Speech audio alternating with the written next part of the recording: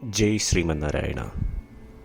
ഞാൻ ഇവിടെ പ്രതിപാദിച്ചിരിക്കുന്ന സംഗ്രഹം നമുക്ക് നൽകിയത് രാമാനുജദാസൻ ശ്രീമാൻ ഗട്ടു വേണുഗോപാലസ്വാമി അവർകൾ. അധ്യായം 13 ക്ഷേത്രജ്ഞ വിഭാഗയോഗ. ശ്ലോകം 24. ധ്യാനേന ആത്മനി പശ്യന്തി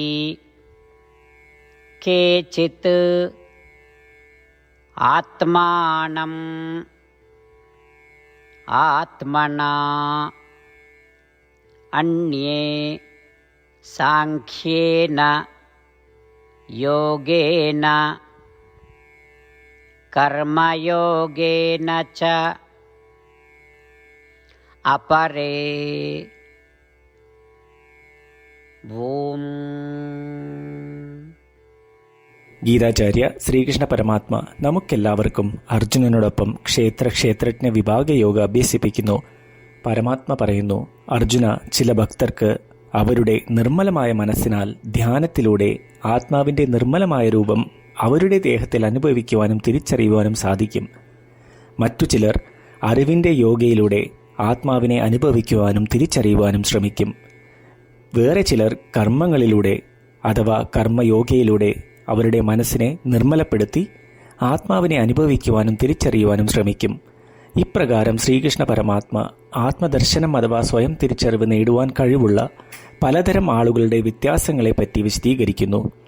ശ്രീകൃഷ്ണ പരമാത്മയുടെ അധ്യാപനത്തിൽ ധ്യാനിച്ച് ഫലം ഇച്ഛിക്കാതെ നമുക്കായി പറഞ്ഞിട്ടുള്ള കർത്തവ്യങ്ങൾ നിറവേറ്റി ആചാര്യന്മാരിലൂടെ അറിവ് നേടി ശ്രീമന്നാരായണനോട് മാത്രമായി അചഞ്ചലമായ ഭക്തി പ്രകടിപ്പിച്ച് ശ്രീമന്നാരായണനെ നേടുവാൻ ശ്രമിച്ച് ശ്രീമന്നാരായണനിൽ അഭയം തേടിക്കൊണ്ട് ശ്രീകൃഷ്ണ പരമാത്മയുടെ വാക്കുകൾ ശ്ലോകത്തിൽ എന്ന പോലെ നമുക്ക് ആവർത്തിക്കാം.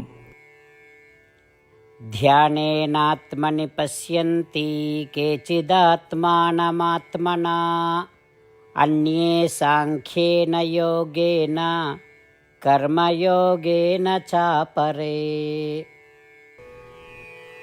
ശ്രീകൃഷ്ണ പരമാത്മാവ് ശ്രീമദ് ഭഗവത്ഗീതയുടെ പൂർണ്ണമായ അന്തസത്ത 18-ാം അധ്യായത്തിലെ 65 മുതൽ 70 വരെയുള്ള ശ്ലോകങ്ങളിൽ പ്രതിപാദിച്ചിട്ടുണ്ട്.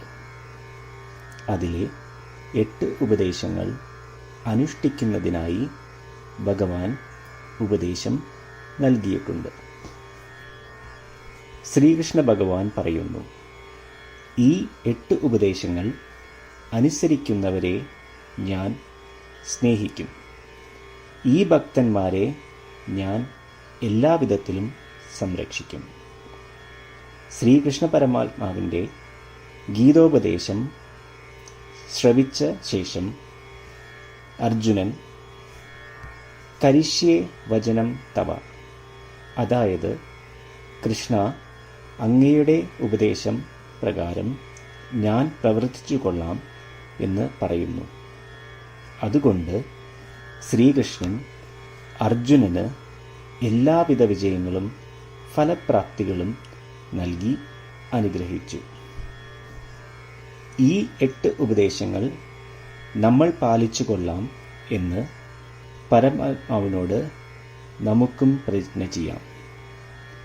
ഒരു പൂജയും തപസ്സും യാഗവും പരമാത്മാവിന് കൊടുക്കുന്ന ഈ പ്രതിജ്ഞയേക്കാൾ വലുതല്ല.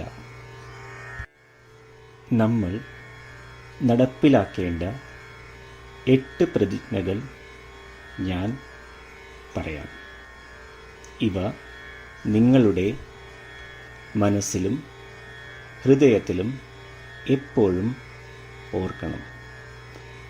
ഇപ്രകാരം ചെയ്യാം എന്ന് നമ്മൾ ശ്രീകൃഷ്ണ ഭഗവാന് വാക്ക് കൊടുക്കുമ്പോൾ ഭഗവാന്റെ മുഖം സന്തോഷത്താൽ പ്രകാശിക്കുന്നത് നമുക്ക് ദൃശ്യവൽക്കരിക്കാം. ജയ് ശ്രീമന്നാരായണ. ഇവയാണ് നമ്മളുടെ 8 പ്രതിജ്ഞകൾ.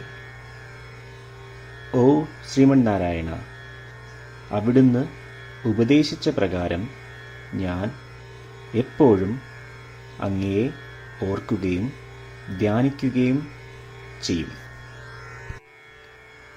ഓ ശ്രീമന്നാരായണ, അവിടുന്ന് നിർദ്ദേശിച്ച പോലെ ഞാൻ എന്നും അങ്ങയുടെ വിശ്വസ്തനായ അനുയായി ആയിരിക്കും. ഓ ശ്രീമന്നാരായണ, അങ്ങയുടെ സേവനത്തിനും സംതൃപ്തിക്കും വേണ്ടി ഞാൻ എൻ്റെ എല്ലാ പ്രവൃത്തികളും ചെയ്തു കൊള്ളാം. ഓ ശ്രീമന്നാരായണ, അങ്ങ് നിർദ്ദേശിച്ച പോലെ എനിക്ക് ഞാൻ അങ്ങയുടേതാണെന്ന് പൂർണ്ണ വിശ്വാസമുണ്ട്.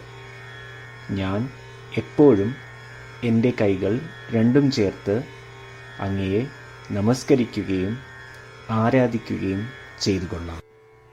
ഓ ശ്രീമന്നാരായണ, മാം ഏകം ശരണം വ്രജ എന്ന് അങ്ങേക്ക് മാത്രം എന്നെ സമർപ്പിക്കുവാൻ പറഞ്ഞത് ഞാൻ ഓർക്കുന്നു. ശ്രീമന്നാരായണ, ഞാൻ എന്നെ അങ്ങേക്ക് മാത്രം സമർപ്പിക്കുന്നു. ഓ ശ്രീമന്നാരായണ, മാ സുജ, അതായത് ഒരിക്കലും ദുഃഖിക്കേണ്ടി വരില്ല എന്ന് അങ്ങ് നൽകിയ ഉറപ്പ് ഞാൻ ഓർമ്മിക്കുന്നു. അതിനാൽ ഞാൻ ഒരിക്കലും ദുഃഖിക്കുകയില്ല. ഓ ശ്രീമന്നാരായണ, അങ്ങ് ഞങ്ങളുടെ രക്ഷയ്ക്കായി ശ്രീമദ് ഭഗവത്ഗീതയിലെ ഉപദേശങ്ങൾ നൽകി ഞങ്ങളെ അനുഗ്രഹിച്ചു. ദിവസവും ഒരു ശ്ലോകമെങ്കിലും വായിക്കുകയോ ശ്രവിക്കുകയോ ചെയ്തു കൊള്ളാം എന്ന് ഞാൻ പ്രതിജ്ഞ ചെയ്യുന്നു. ഓ ശ്രീമന്നാരായണ, അങ്ങ് ഭഗവത്ഗീത എല്ലാ മാനവരാശിക്കും വേണ്ടി ഉപദേശിച്ചതാണ്. ഗീതയിലെ അങ്ങയുടെ ദൈവികമായ ഉപദേശങ്ങൾ ഞാൻ ഗീതയെക്കുറിച്ച് അറിയാത്ത ഭക്തന്മാർക്ക് എത്തിക്കുവാൻ ശ്രമിച്ചു കൊള്ളാം. ഓ ശ്രീമന്നാരായണ, ഞാൻ അങ്ങ് പറയുന്നത് പോലെ ചെയ്യുകയും അവിടുന്ന് ആഗ്രഹിക്കുന്നത് പോലെ പെരുമാറുകയും ചെയ്തു കൊള്ളാം. ഞാൻ അങ്ങേക്ക് വേണ്ടി മാത്രം പ്രവർത്തിക്കും.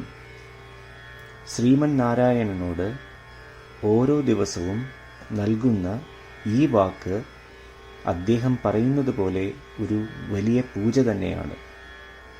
അചഞ്ചലമായ ഭക്തിയോടും വിശ്വാസത്തോടും കൂടി നമ്മുടെ പ്രതിജ്ഞ അദ്ദേഹത്തിന് സമർപ്പിക്കാം. ശ്രീമന്നാരായണ, കരിഷ്യേ വചനം തവ. ശ്രീമന്നാരായണ, ഞാൻ അങ്ങയുടെ ഉപദേശപ്രകാരം പ്രവർത്തിച്ചു കൊള്ളാം.